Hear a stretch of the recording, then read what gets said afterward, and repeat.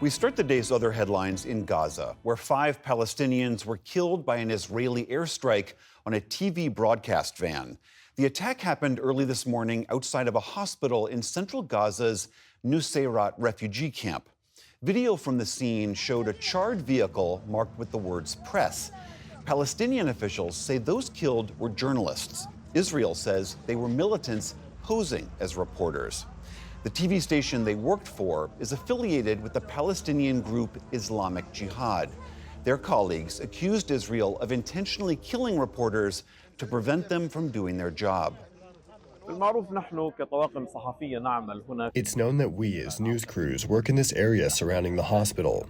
It's where we keep our equipment, our vehicles, and where we broadcast live shots. The occupation deliberately targets journalists to obscure the truth about the crimes it's committed over months of war in Gaza.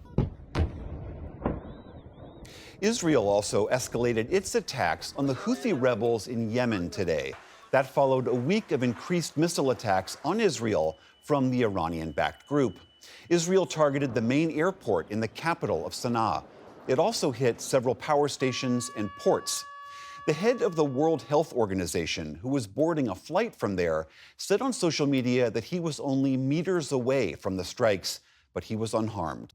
Authorities in Finland have detained a ship with suspected Russian ties to investigate whether it might have damaged a major undersea power cable. The Estlink 2 power cable brings electricity across the Baltic Sea from Finland to Estonia. Its connection went down on Wednesday, and media reports say the ship's anchor is suspected of damaging the cable. This is the latest disruption in the Baltic region after 2 data cables were severed last month, and the Nord Stream pipeline from Russia to Germany was damaged back in 2022.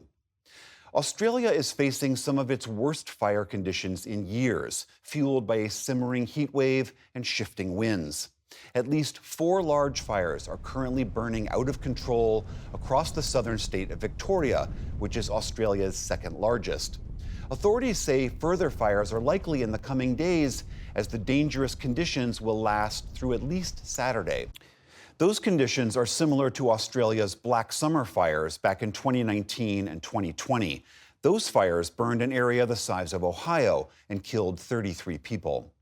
Stock trading resumed from the Christmas holiday with some minimal ups and downs. The Dow Jones Industrial Average was the only gain on the day, up by less than 30 points. The Nasdaq fell, but minimally, and the S&P 500 also barely budged. There are 2 passings of note tonight. First, Manmohan Singh, one of India's longest-serving prime ministers, has died. He led the world's largest democracy for a decade. Singh is best known for reforming India's economy when he was its finance minister back in the 1990s. He also oversaw a landmark deal with the United States over nuclear energy. But his second term as prime minister was clouded by corruption scandals, and Singh kept a low profile after leaving office. He died at a hospital in New Delhi. Manmohan Singh was 92 years old. And business executive Richard Parsons has died of bone cancer, a close friend told the New York Times. Parsons gained a reputation for being the man brought in to right the ship.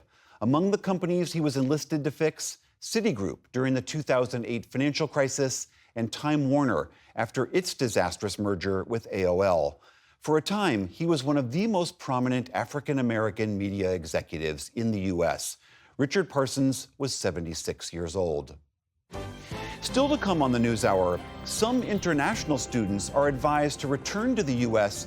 before President-elect Trump takes office and imposes a promised travel ban.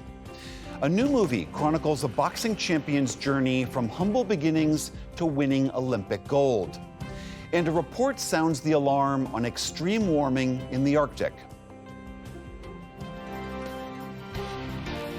This is the PBS NewsHour from the David M. Rubenstein studio at WETA in Washington and in the West from the Walter Cronkite School of Journalism at Arizona State University.